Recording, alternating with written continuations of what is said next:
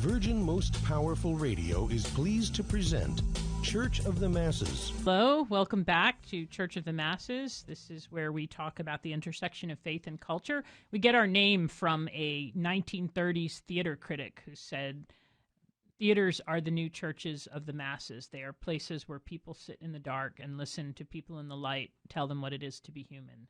It's always a very ominous quote for me, right? Because you don't want it to be true, and yet I think it really is true. I think that for most people today, they get their values very much from the screen, right?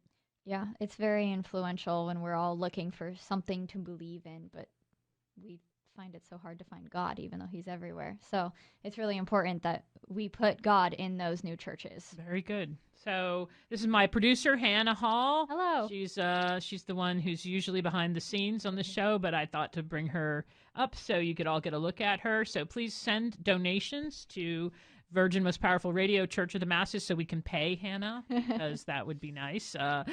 She's being very generous, but we'd like to pay her something. So feel free to write checks. So, okay, well, we have a super guest now. So one of the things that I do on this show is I bring people in that are doing it, that are actually making media. They're not just cursing the darkness. They're not just saying, oh, Hollywood is so evil and rotten. They're like, no, I want to make things and put some good stuff out there. So my guest now is a guy who's been doing this for, I guess, going on 30 years. My goodness. And he has just 113 awards. I'm thinking of, anyway, 113 awards for creative excellence, 70 gold and platinum selling DVDs and videos, and has produced over 200 hours worth of programming, and especially in the area of children's entertainment. So he's really an expert in producing and writing, and it's really a thrill and an honor to have him on. Rob Loos. Hello, Rob.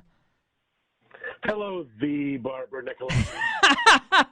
Rob is referring to an anecdote that Rob and I went to Israel together, and when we were in Israel, this priest came up to us, and what did he say, Rob? I don't remember this. You were there, at a sacred site or whatever else, mm-hmm. and it was the Pool of Bethesda, I think. Mm-hmm. Pool of Bethesda. Mm-hmm. We were waiting for the water to move, so miracles could happen. No, but the priest came over and welcomed us, and we were there, and we told him we were on this writers' gathering in Jerusalem. He goes, great, and he goes, that's great. Well, and we introduced everybody, and our host introduced Barbara Nicolosi and Rob Loos and Matt Smart and whatever. He goes, hold on, the Barbara Nicolosi?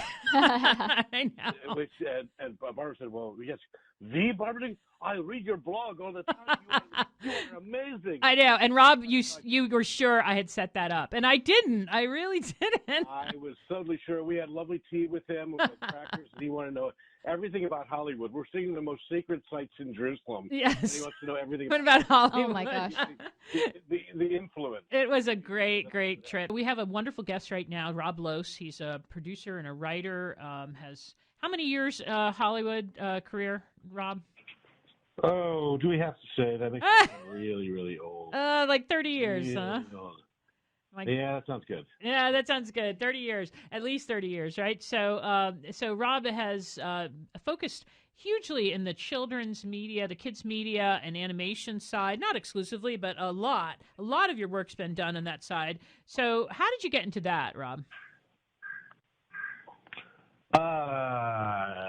Following up on the other story that I had that I just, what happened was after I sold the pitch to CBS, they made me director of development for Banner.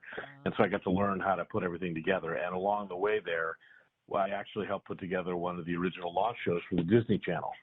And so, and I found that a lot of what I wanted to do really, and a lot of Christian faith, in kids and family programming, you don't have the same problems with some edginess or language or whatever, at least not in those days. There's always some challenge, but that it could fit into what I was doing, and I could make it work, and it would be really interesting. So I was sort of a studio executive writer. Everywhere I went, I said I had to write or produce at least one thing a year, as well as head up their development or the company. And then finally, when I went independent, that was a challenge.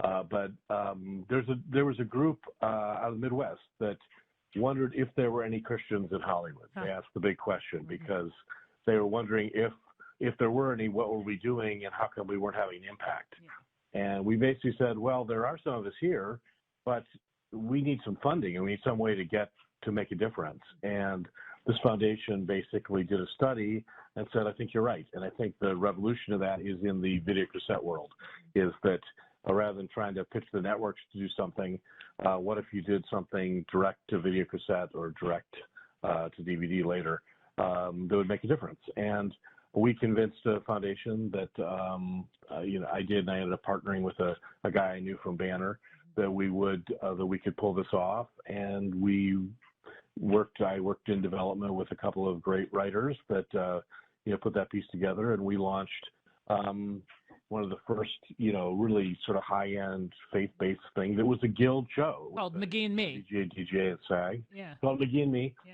And, I grew up on McGee and Me, Rob. Well, good. And they sold like 1 million copies each, didn't they? Yeah, more than that. Really? Wow. But yeah, they did really well. They were revolutionized sort of what the business was there. It was live action animation. We came out like right on the heels of Roger Rabbit. And so it felt like really hip, and we did it at a quality level that was respectful, and all of us, we were all guild members writing for it, or we were, we used the directors, a lot of the directors from the Wonder Years, or other people were training people back and forth. And cool.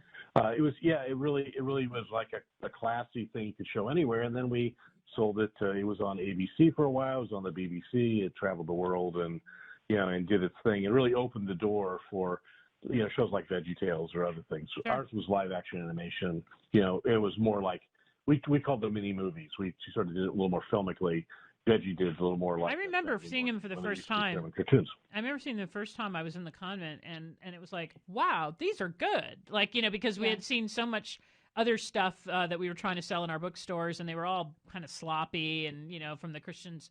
And then McGee and Me suddenly was like a completely other thing, So congratulations on that, and thank you very much. You made a mention of being a Christian in the industry. So, yeah, you were there at the beginning in the kind of the heyday of Christian activity, organized activity in Hollywood. You were on the board of Intermission when they hired me, right, to come in and run Act One. So you were part of the beginning of Act One.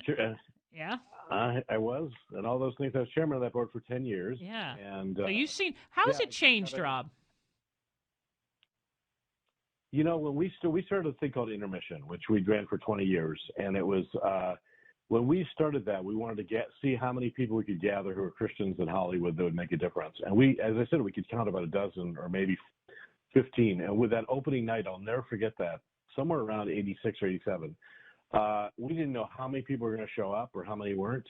And this new building on the campus of Hollywood Press that opened called the Mirror Center, and we had like 247 people. And we were going like, that's a lot more people than we thought. Yeah. Wow, that's really cool.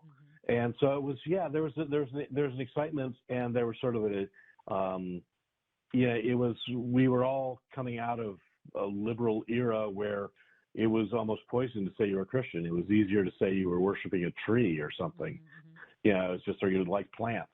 But it really changed. We really wanted to lift that up.